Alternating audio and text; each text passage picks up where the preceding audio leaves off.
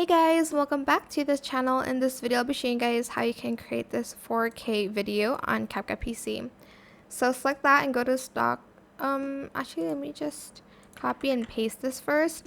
On this one you're going to go to the adjustments tab and you're going to go to curves and you're going to do the exact same thing that I'm doing right now. Just put the left dot on the top and the right one at the bottom, and you're going to do it to all of the colors. You'll soon understand what I'm trying to do. Go to effects and search for the blur effect. If you can't find it, it's under lens, but I just like to search for my video effects. You can also adjust the blur, but I'll just leave it at that. Select the video, go back to basic here, go to blend mode, and you're going to either select the color burn or linear burn, and you're going to adjust the opacity of it.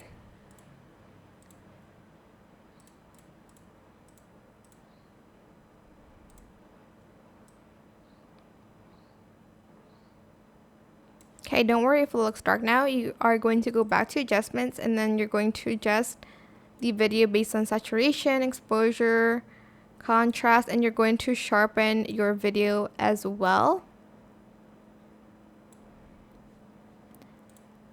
Then you're going to add in this overlay too. I'm just going to quickly make a gradient overlay. Background. Here it is. Let me just freeze frame that. And I'm also going to freeze frame this as well.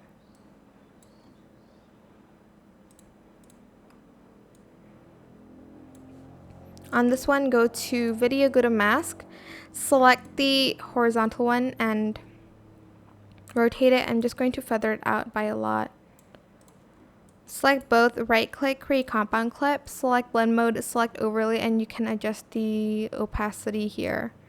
If this is too bright, you're going to go back to adjustments and adjust the exposure by a bit. And that is pretty much it. You can add in some tints if you'd like to. Just play around with the adjustments. You don't want a lot though.